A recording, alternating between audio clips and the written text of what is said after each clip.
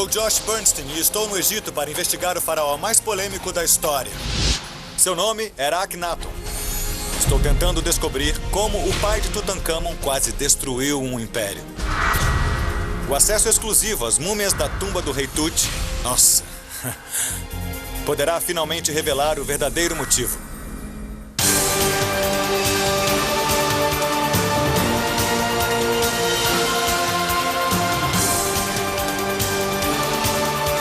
As expedições de Josh Bernstein. Egito, terra das pirâmides, do Vale dos Reis, do famoso Rio Nilo e de muito a descobrir. Se engana quem pensa que todas as histórias desse país já foram contadas. Uma história da dinastia de Tutankhamon, mesmo depois de todos esses anos, ainda continua envolta em mistério. Por 1700 anos, o Egito foi um império em crescimento, fundado e mantido sob uma base de devoção religiosa. Centenas de deuses faziam parte de cada aspecto da vida egípcia, desde as menores deidades que protegiam as pessoas do mal, até deuses como Osíris, deus da ressurreição, e Amon-Ra, que suplantava todos os outros deuses em poder e prestígio. Quando o jovem Tutankhamon se tornou faraó em 1333 a.C., a religião e a política do Egito estavam caóticas. Como isso aconteceu? Minha busca começa na capital atual do Egito, Cairo. Se eu soubesse que o senhor estaria de terno, eu também usaria um. Estava numa reunião importante, então aproveita para me ver de terno pelo menos uma vez na vida. Estou aqui para encontrar meu velho amigo, Dr. Zahi Hawass, secretário-geral do Conselho Supremo de Antiguidades. Se alguém pode me contar como era a situação quando o menino rei assumiu o trono, esse alguém é o Dr. Zahi. Eu acho que esta deve ser a peça mais bonita já criada por um ser humano. Esta máscara mortuária de 11 quilos do rei Tut é o artefato mais famoso da tumba de Tutankhamon. Descoberta em 1922 pelo arqueólogo britânico Howard Carter, o conteúdo da tumba desvendou um período da história egípcia que era praticamente desconhecido na época. Esse rei viveu em tempos difíceis com o pai no Médio Império Egípcio. Sei. Foi o rei que mudou totalmente o Egito. O Dr. Zahi conta que o pai de Tut, o faraó Akhenaton, assumiu o trono depois de seu pai, Amenhotep III, que havia tido um reinado longo e próspero. Depois de Akhenaton assumir, o Império Egípcio passou por uma mudança radical. Dá pra dizer que o pai de Tutankhamon deixou o pior pra ele? Claro! O Egito estava um caos. Sim. Tinha distúrbios em toda parte. E o que sabemos sobre essa situação? Que registros temos? Temos uma prova, uma estela. É o melhor registro que temos do que exatamente o misterioso Rei Dourado fez. A estela é uma rocha de 2 metros de altura. Conhecida como Estela da Restauração, foi feita por volta de 1337 a.C., logo depois do rei Tut ser coroado. Ah, a Estela da Restauração. Olha, Josh, este é um monumento muito importante. Toda esta parte nos conta o que aconteceu no Egito depois da morte do Akhenaton. Tudo bem, então essa peça aqui nos conta a situação que Tut herdou quando se tornou rei. Exato. A herança de Tut foi um império à beira do desastre, com a população prestes a se revoltar. Zahi me conta que Tutankhamon e seus conselheiros políticos tinham que recuperar a confiança das pessoas, voltando às antigas tradições. Quando Tut se tornou rei, ele recuperou a imagem do Egito. A estela afirma que quando Tut foi coroado faraó, os templos e as estátuas de deuses e deusas em todo o Egito estavam em ruínas. Essa foi a era da restauração. Ele restaurou os templos e os templos começaram a ser erguidos de novo. Ele fez com que as pessoas voltassem a adorar os deuses e deusas de novo. O que eu quero saber é qual foi o dano, o que Akhenaton fez. Esse homem, pela primeira vez, veja, a primeira vez na história, antes do judaísmo, do cristianismo e do islamismo, ele disse: há somente um Deus. Nós temos que adorar esse Deus e esquecer todos os outros deuses. Esse decreto atingiu todo o Egito. Akhenaton havia declarado uma revolução religiosa. A velha tradição do Egito de adorar centenas de deuses fora jogada fora, para que houvesse somente um Deus. Para saber o porquê, estou indo para o sul, para Luxor, que foi a capital religiosa do Egito, também conhecida por seu nome antigo, Tebas. Para descobrir o que Akhenaton fez enquanto estava no poder, vou encontrar com o arqueólogo e diretor do Vale dos Reis, Mustafa al-Waziri. Este lugar é lindo à noite. É uma pena os egípcios antigos nunca terem visto isso. O templo de Luxor foi construído pelo pai de Akhenaton, Amenhotep III. Foi dedicado a Amon-Ra, um dos deuses mais poderosos do Egito, conhecido como Rei dos Deuses. Amon-Ra foi um dos deuses mais importantes para os egípcios antigos. E quantos deuses eram? Centenas. Tá bom. Centenas. Mas acima de todos está Amon-Ra. Sim, o rei dos deuses. Qual a relação entre Akhenaton e Amon-Ra?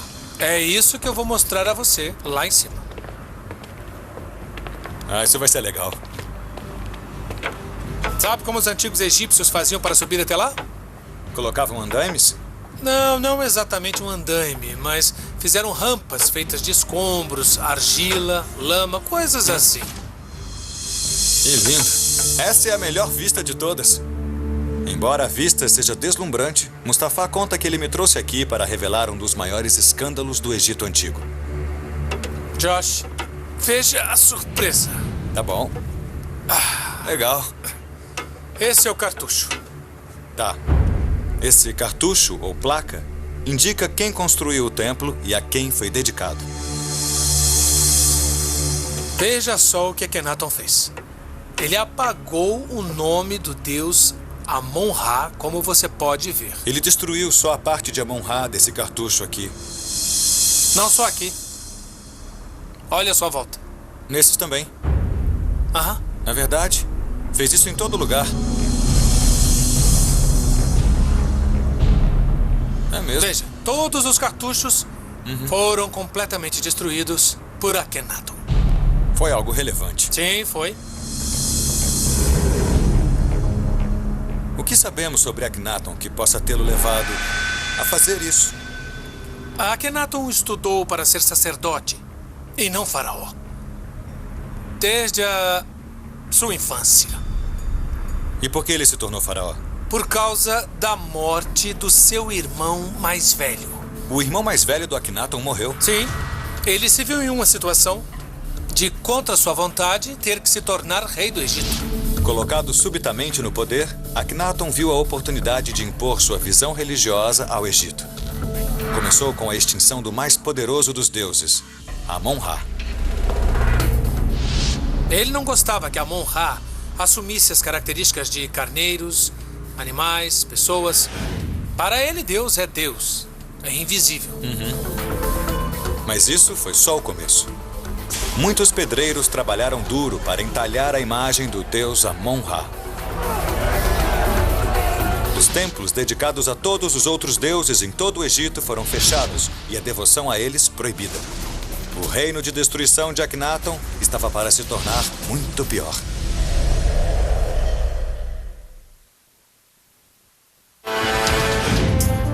Estou no Egito explorando o mistério de como o pai do rei Tut, faraó Akhenaton, quase destruiu um dos maiores impérios da Terra.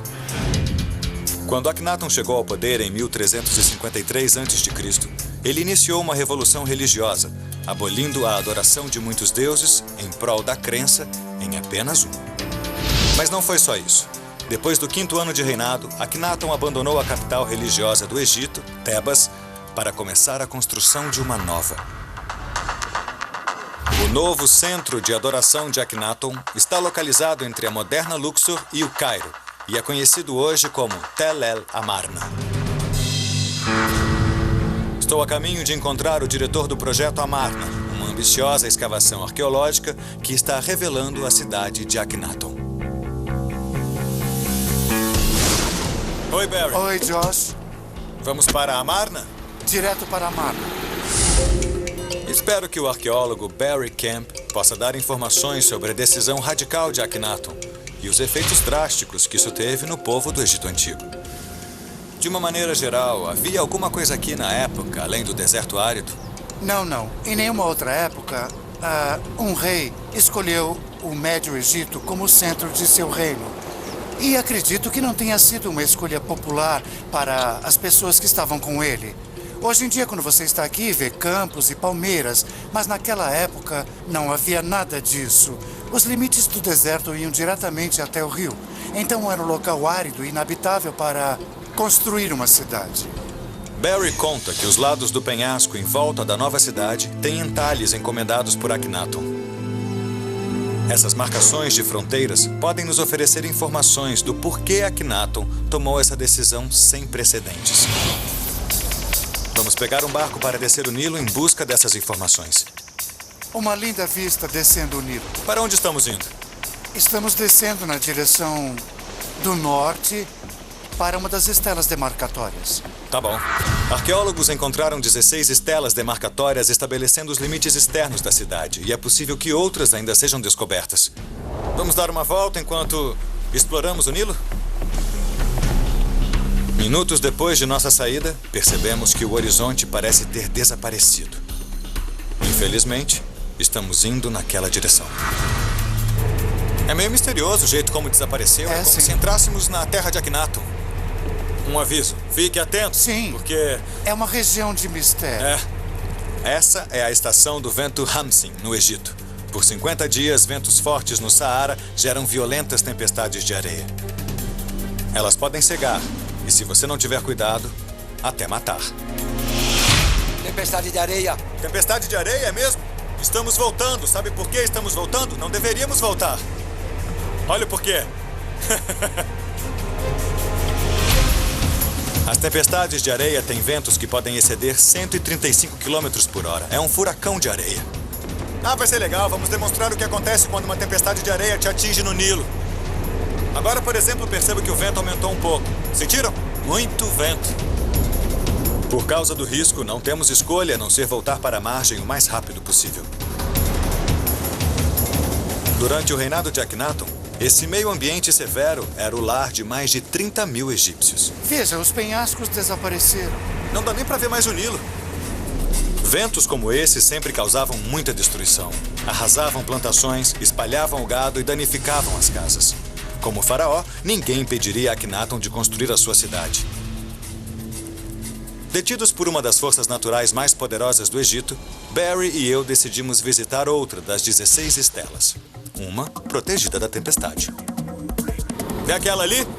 É aqui, no topo das escadas. Barry conta que essa estela era, na verdade, um decreto, dizendo a todos que entravam na nova capital do faraó que a cidade havia sido estabelecida somente para a adoração do único Deus de Akhenaton. E o Deus escolhido por ele, até hoje, é uma surpresa.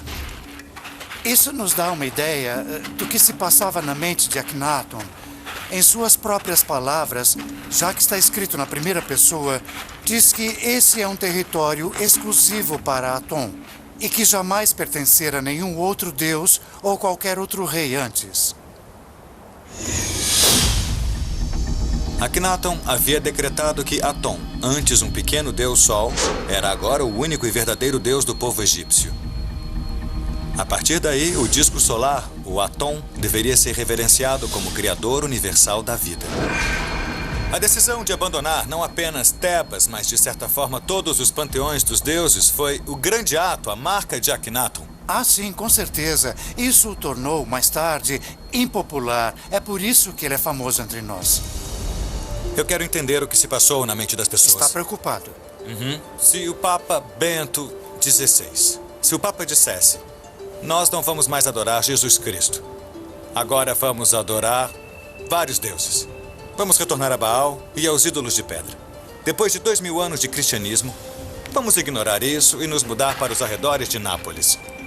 Esqueçam o Vaticano. Não foi mais ou menos isso que Akhenaton fez? De certo modo, foi ainda mais grave, porque muito mais pessoas naquela época associavam a prosperidade futura e o bem-estar do país à religião. Foi um decreto do faraó como nenhum outro, antes ou depois. Ainda não sabemos o que motivou Akhenaton, Mas Barry conta que uma tumba... De certo modo, foi ainda mais grave, porque muito mais pessoas naquela época associavam a prosperidade futura e o bem-estar do país à religião. Foi um decreto do faraó como nenhum outro, antes ou depois. Ainda não sabemos o que motivou Akhenaton, mas Barry conta que uma tumba construída para um dos sacerdotes mais poderosos do governante pode nos dar uma ideia de como era a vida sob o domínio do faraó e de sua nova religião.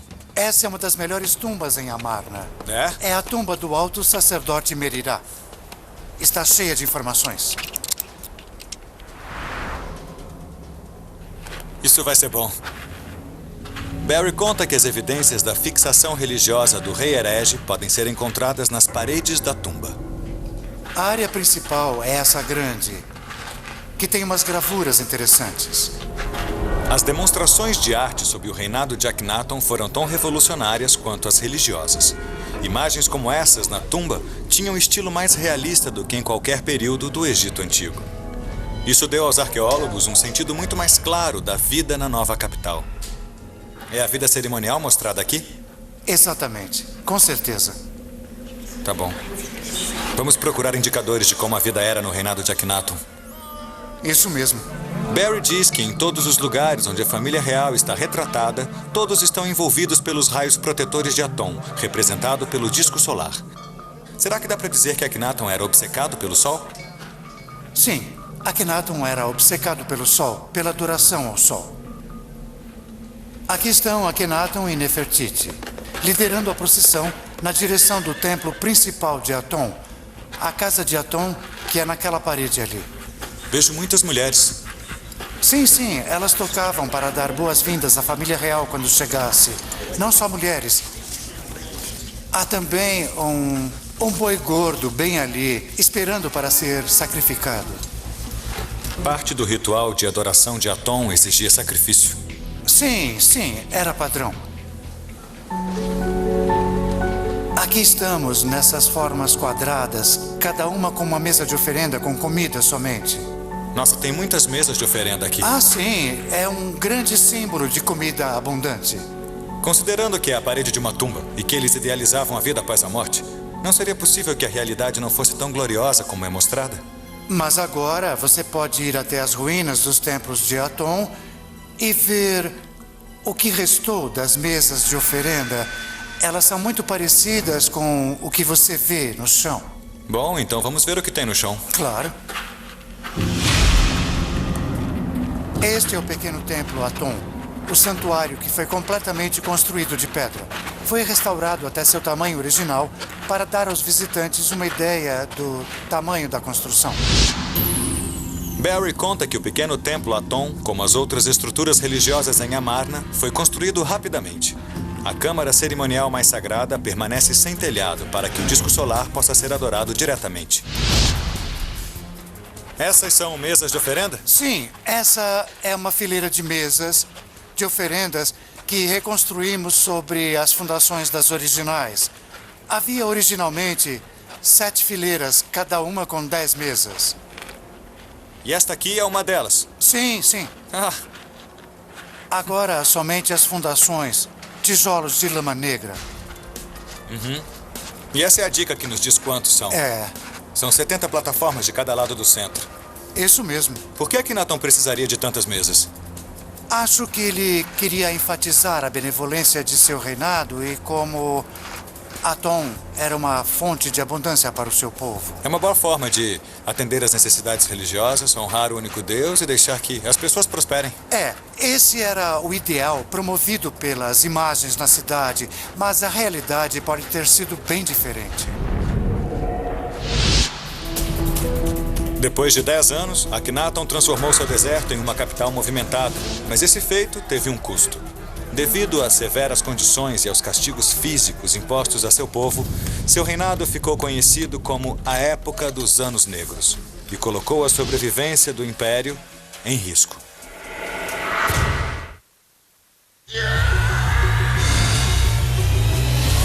Discovery. Estou na Amarna moderna, no Médio Egito. Foi para esse pedaço de deserto que o faraó Akhenaton trouxe sua corte real com mais de 30 mil seguidores em 1344 a.C.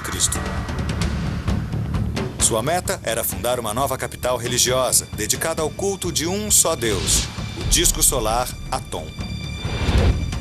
Mas erigir essa nova cidade seria um preço alto para o seu povo, que foi forçado a construir as estruturas de pedra em tempo recorde. Você estudou como os egípcios antigos fizeram as construções? Sim, sou especializada. A egiptóloga Jack Williamson se junta a nós em uma pedreira, perto de Amarna. Jack estudou as habilidades dos antigos construtores egípcios e quer nos mostrar os desafios físicos que o povo de Akhenaton enfrentou. E isso aqui é pedra calcária, não é? Correto. Ele está tentando reduzir ao tamanho de um antigo talatat. Os blocos chamados talatats eram usados para a construção. Isso mesmo, exato. Talatats são blocos de pedra menores do que os tradicionalmente usados nas estruturas egípcias. Não são necessários muitos trabalhadores. Uma pessoa só pode manusear um talatat. Grandes prédios podem ser erguidos em tempo curto.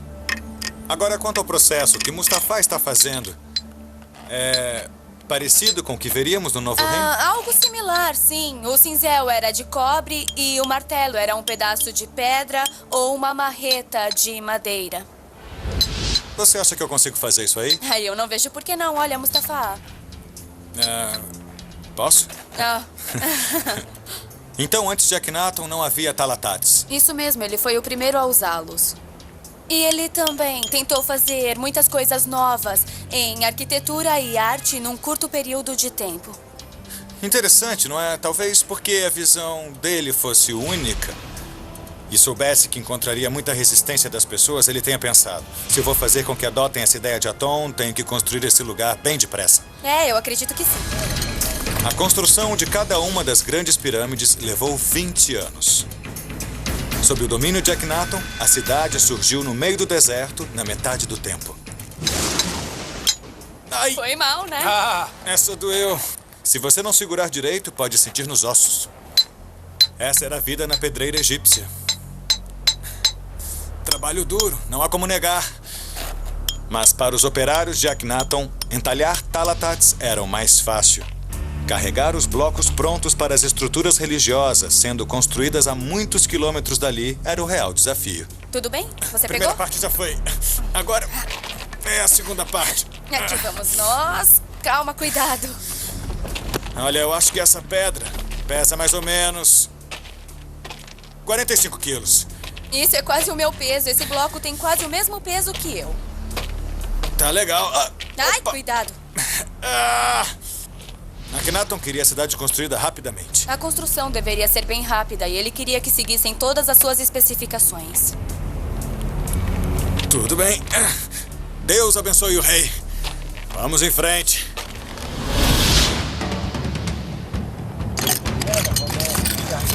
Os arqueólogos suspeitam que o povo de Akhenaton fosse muito exigido fisicamente, mas nenhuma evidência foi encontrada. Agora, a recente descoberta de um cemitério fornece indícios sobre essas pessoas. Aqui é um cemitério, cheio de trabalhadores da cidade. Enterrados aqui estão os servos, os charreteiros, as pessoas comuns. Estou novamente com o egiptólogo Barry Camp para ver o que foi encontrado aqui. Bem aqui havia um corpo enterrado que foi retirado. Então os ossos já foram retirados. Retiramos os ossos e o que ficou é a parte inferior da forração em cima da qual o corpo foi colocado. Essas pessoas não foram mumificadas, não era um funeral bem preparado, do tipo que acontecia no Egito Antigo. Isso era só para a elite, que representava talvez 1% da população. Eu imagino que por causa do isolamento, tudo aqui em Amarna é com certeza do tempo de Akhenaton, não é? Sim, não há dúvida sobre isso. Então podemos realmente ter uma ideia de como sim, era a vida sim. para essas pessoas. Barry conta a maior descoberta de todas. A constatação mais surpreendente depois do estudo dos ossos é que muitos morriam ainda muito jovens. Poucas pessoas viviam além dos 32 anos. Quando alguém tinha 16 anos, não sabia, mas já tinha vivido metade da vida. Existe algum outro lugar por aqui que ainda tenha ossos? Sim, há um bem atrás de nós. A última área desta temporada está sendo escavada. Vamos lá dar uma olhada? Sim, é bem aqui. Há uma área oval descolorada de areia. Aqui está. Ali está. Tá Com bom. um osso comprido. Barry conta que esta fíbula é tudo o que resta da perna de um trabalhador sob o domínio de Akhenaton. Posso pegar com as mãos mesmo? Sim, pode pegar. Não é quebradiço. Isso mesmo. Depois de 3.000 anos, está sendo retirado da areia para teste. Ficará aí. Estou transportando o osso para a casa da equipe de expedição perto daqui. Espero que, através da análise dos ossos, possamos aprender um pouco mais da vida sob o domínio do faraó Akhenaton. Entra! Oi, eu trago um osso do deserto. Muito obrigada. Recém-retirado. Isso.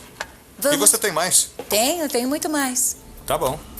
A bioarqueóloga Melissa Zebeck cataloga, analisa e testa os restos do esqueleto do cemitério para ver o que fez os egípcios morrerem tão jovens. É uma mulher? Essa é a número 69. Tá bom. Eu a coloquei aqui e fiz o seu inventário. Agora vamos analisar a sua patologia. E o que você acha?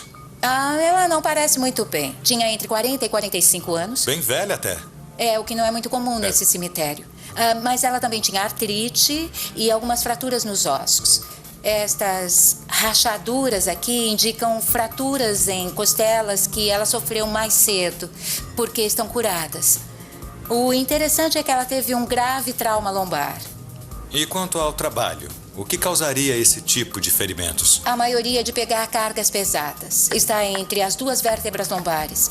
Você pode ver, há essas aqui, esses furos e todos esses ossos irregulares. Isso configura uma queda com carga pesada. Mas você percebe sinais de queda apenas nesse caso? Ou... Não, em muitos outros. É mesmo? O alto índice de trauma na coluna é prova de que as pessoas pagaram um preço alto pela construção dessa cidade.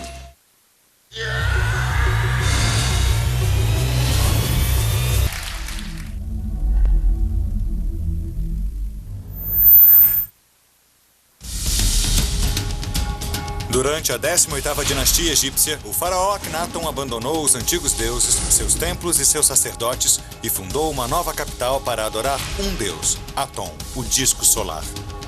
O efeito foi devastador. A bioarqueóloga Melissa Zebeck está analisando os ossos do cemitério na cidade de Akhenaton e descobriu uma tendência chocante.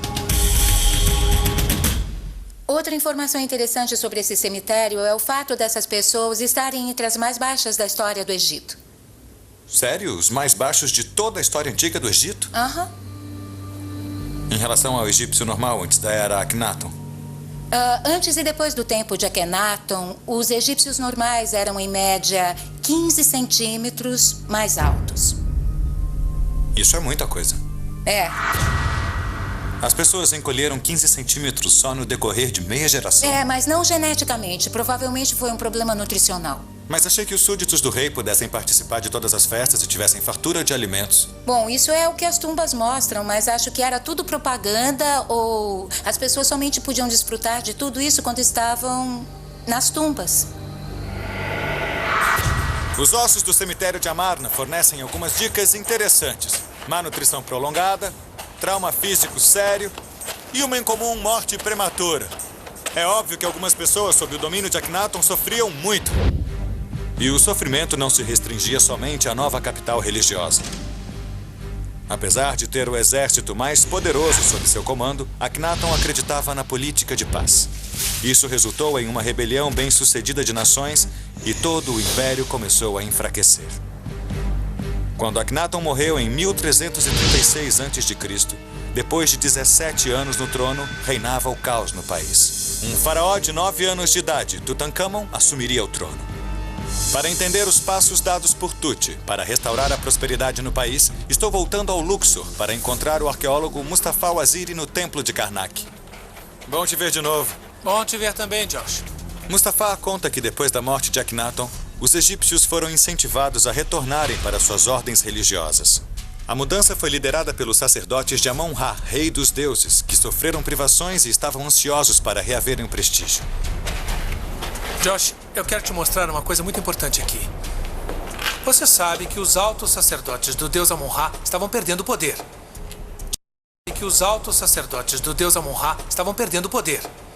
Tinham que acabar com o novo culto.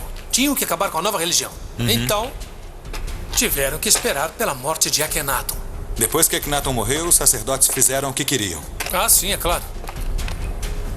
Quem era o rei na época depois da morte de Akhenaton? Tutankhamon. O rei Tut era um menino de 9 anos de idade e era o rei do Egito. Quem tinha o controle na época era Horemheb. Horemheb era o líder do exército do Egito de Tutankhamon e provavelmente dava as ordens para o pequeno rei menino.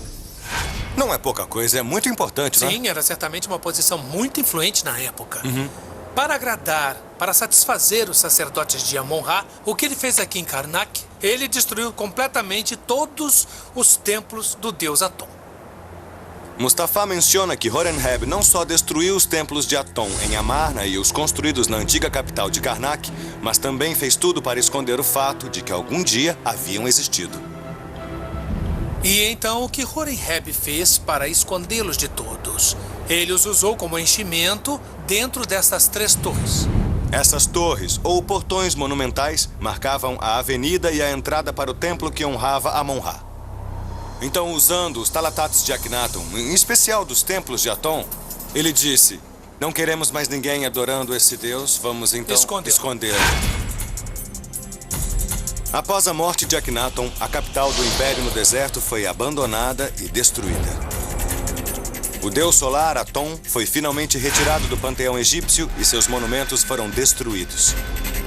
O nome de Akhenaton nunca mais apareceria em qualquer lista de reis feita pelos faraós subsequentes. Mas a pergunta principal continua: por que Akhenaton era tão obcecado com o deus Sol?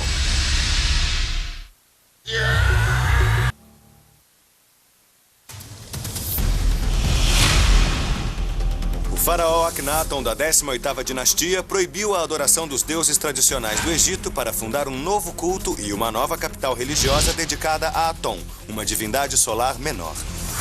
Esse ato custou caro ao povo. Mas até hoje, a pergunta persiste: por que ele fez isso? Voltei ao Museu do Cairo para encontrar a egiptóloga Owen Burridge. Ela acredita ter uma nova teoria que responde a essa pergunta. Então acredita mesmo que o interesse de Akhenaton no Sol era mais do que religioso? Ah, sim. Eu tenho quase certeza de que era baseado em problemas visuais que ele tinha e que eram significativos. Owen acredita que Akhenaton tinha problemas de visão devido à sua herança genética.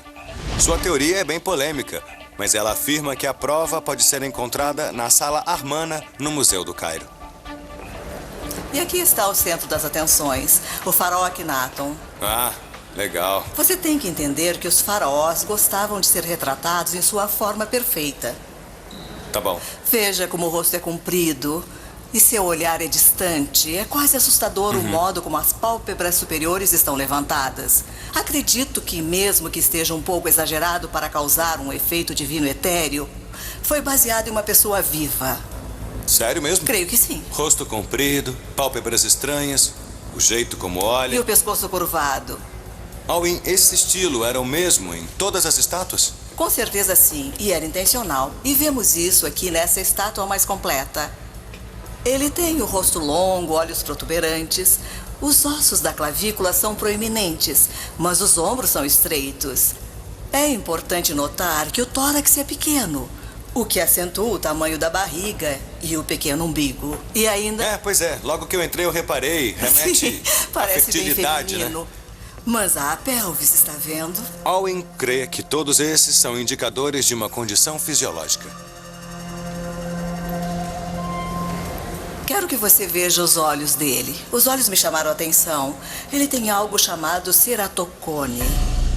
Embora seja tratável hoje, ceratocone pode causar cegueira. Se Akhenaton tinha a doença, é possível que tenha sofrido perda da visão.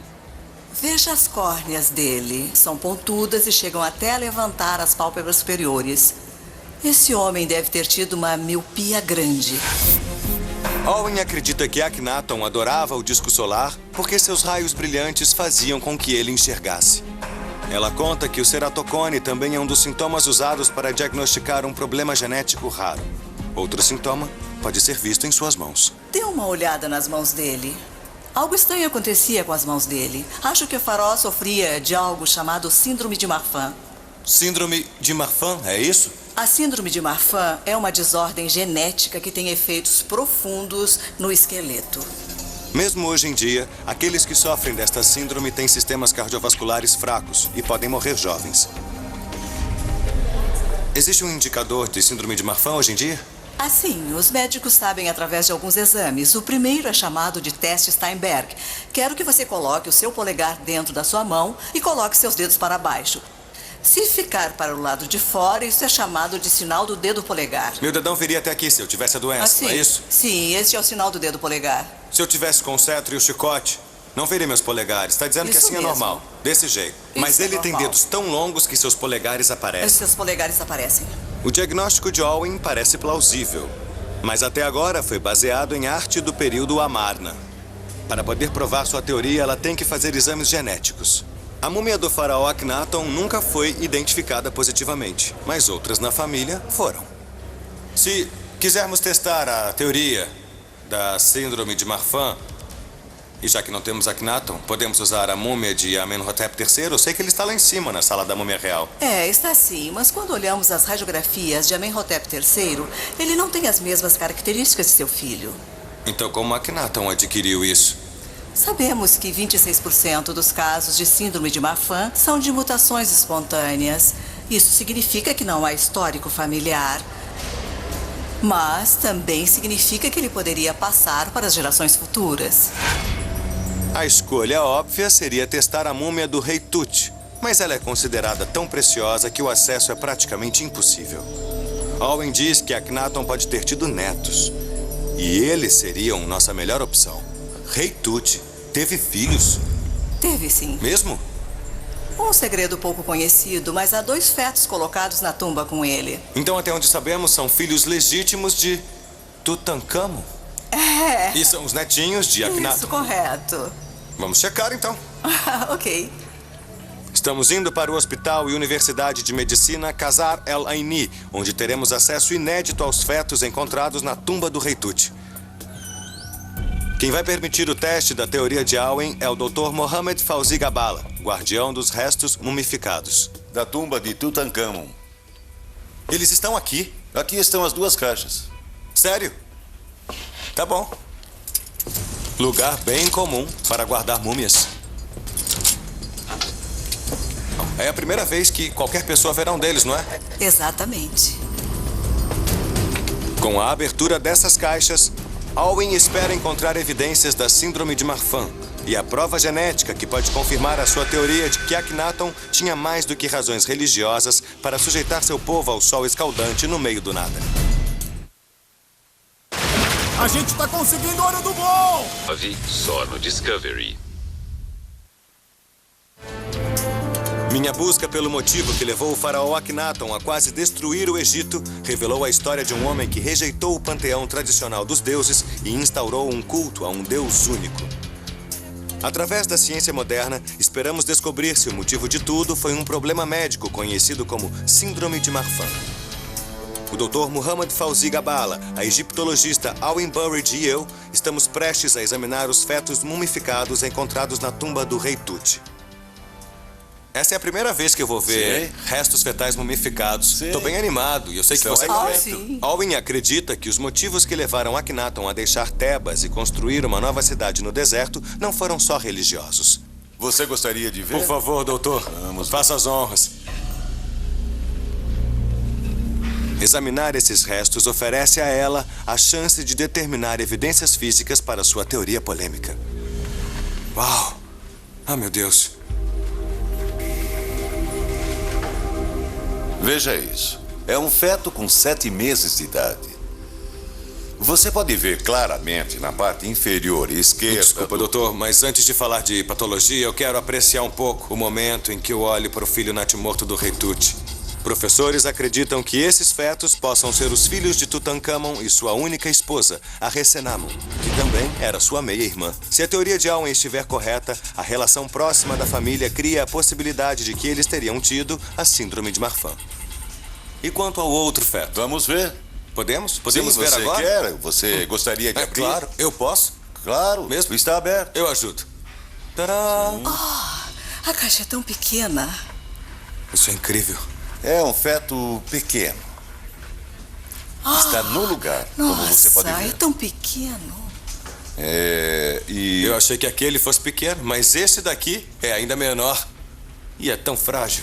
A chance de examinar o que poderiam ter sido os netos de Akhenaton e os filhos do rei Tut é uma oportunidade pela qual Owen esperou muito. Agora a teoria dela sobre a síndrome de Marfan pode ser testada. Estou curioso, Owen, para ver se, olhando para eles, você pode determinar algo sobre a síndrome. Sim, é claro. Na inspeção física, as crianças com a síndrome de Marfan fetal tendem a ter órbitas na direção inferior dos cantos externos. Algo significativo é que elas têm queixos bem pequenos, pontudos, e é o que estamos vendo aqui. Mas isso não pode ser resultado do processo de mumificação ou da passagem do tempo? Não, não. O queixo que estamos olhando é parte da estrutura óssea. Tá bom. Mas percebo que tem membros muito longos, dedos longos. Acho que há evidências físicas, mesmo com exame externo, para usarmos as radiografias. Para fazer uma avaliação mais completa do esqueleto, trouxemos uma máquina de radiografia portátil.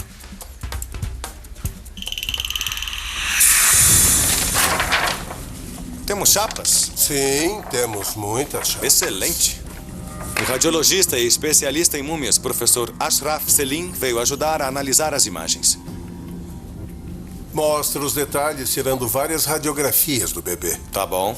Com a ajuda de Ashraf, Owen espera encontrar as evidências necessárias para confirmar a sua teoria de que o mais polêmico faraó na história do Egito foi inspirado mais por seus problemas físicos do que por devoção a seu Deus único. Na realidade, há muitos sinais que procuramos em casos com Marfan. Certamente, o primeiro sinal e mais importante é ter os dedos das mãos e pés longos e ver o comprimento das falanges e dos dedos, que pode ser um sinal da síndrome. Então, se for positivo, pode ser... Essa é uma das coisas. Tá, espera, Owen. O que acha? Concordo. Concorda? Sim. Se fosse usar todo o seu conhecimento e experiência para verificar isso, qual seria o veredito? É ou não é síndrome de Marfan?